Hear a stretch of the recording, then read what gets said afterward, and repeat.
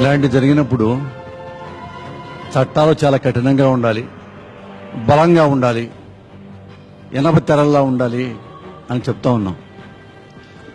ఈ చట్టాలని ఎవరైతే అమలు చేస్తారో వాళ్ళు నిజాయితీ పనులు కానంత వరకు ఏ చట్టం పెట్టినా వేస్ట్.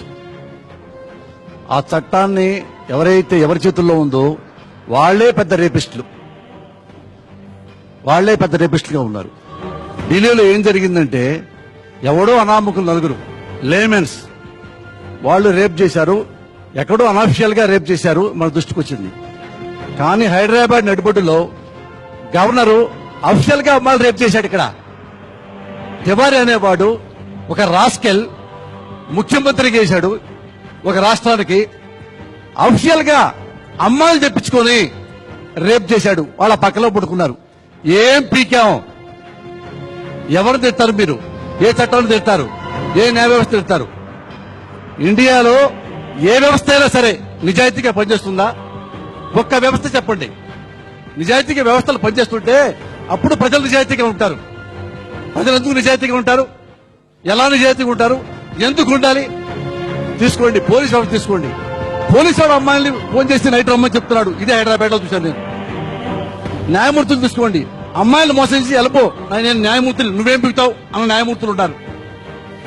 రాజకీయ నాయకులు చూసుకోండి, ఆ రాజకీయ నాయకుడు పుట్టకే, ఒక ఎమ్మెల్యే పుట్టక, ఒక ఎంపీ పుట్టకే అక్రమ సంబంధంగా పుడుతున్నాడు వాడు, ఎమ్మెల్యేగా ఎంపీగా.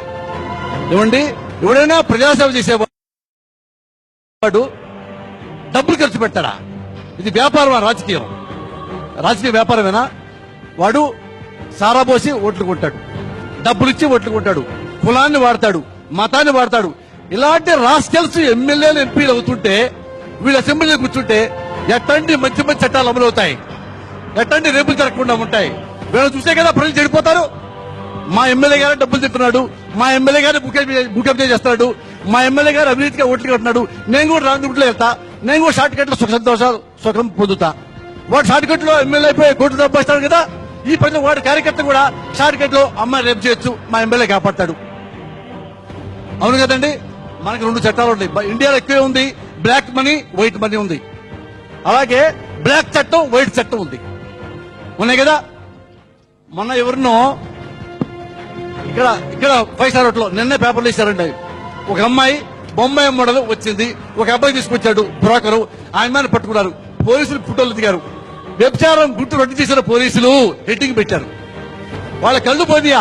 హైదరాబాద్ గవర్నర్ వాడు రేప్ చేస్తాడు అమ్మాయిల్ని, రేప్ చేశాడా పోలీసు? గవర్నర్ పట్టుకున్నాడా? వాడు చొక్కా పట్టుకున్నాడా? ఆ అమ్మాయిని పట్టుకున్నాడా? ఎవడో మీలాంటి మీడియా పట్టుకుంటే బయటకు వచ్చింది. అది రెండు చట్టాలు మనం అమలు చేస్తున్నాం, బ్లాక్ మనీ వైట్ మనీ లాగా. ఎవరు కాపాడతారండి? ఎట్ట కాపాడతారు? నేను అడుగుతున్నాను. చాలా మంది చదువుకునే కుర్రాళ్ళు చాలా మంది ఉన్నారు. సినిమాలో మోహన్ బాబు గారు సినిమా తీశాడు. అందులో బ్రాహ్మణుల గురించి ఓ డైలాగ్ వచ్చింది. అది మాకు అభ్యంతరకరం, మాకు అవమానించే ఉంది మా బ్రాహ్మణ వ్యవస్థని, తీసే డైలాగ్ ఫైట్ చేశారు. తప్పులేదు, వాళ్ళ మనోభావాలు దెబ్బతిన్నాయి, తీసేయాల్సిందే. అలాగే డమ్మరకు సినిమాలో కటిక అని మాట మాటారు, వాళ్ళ వరకు వచ్చింది. ఉంటాకి మా మనోభావాలు దెబ్బతిన్నాయి, తీసేయి, తప్పులేదు. అలాగే రాంబాబు సినిమా వచ్చింది, అందులో ఒక ప్రాంతం మనోభావాలు దెబ్బతిన్నాయి, తప్పలేదు. రోడ్డు మీద ఎగబడ్డారు, ఆఫీసు ధ్వంసం చేశారు, తీసే డైలాగులు మా ప్రాంతీయ మనోభావాలు దెబ్బతిన్నాయి, తప్పలేదు. వాళ్ళ మనోభావాలు దెబ్బతిని తిరగబడ్డారు, కొట్టాల్సిందే. మా సినిమా నేను తప్పిస్తానని కూడా కొట్టాల్సిందే. ఇంత చైతన్యం వీళ్ళందరికీ, ఈ స్టూడెంట్స్ వీళ్ళంతా కలిపేసి ఇంత నిజాయితీగా ఉన్నారే, చిన్న సినిమా డైలాగ్ ఎగబడుతున్నారే. కళ్ళ ముందు అవినీతి చేస్తున్న వెధవలు ఉన్నారు రాజకీయ ఎమ్మెల్యే ఎంపీల రూపంలో. వాళ్ళంతా చెప్పుతూ కొట్టరు, వీళ్ళంతా యూనిటీకి ఎందుకుంటారు?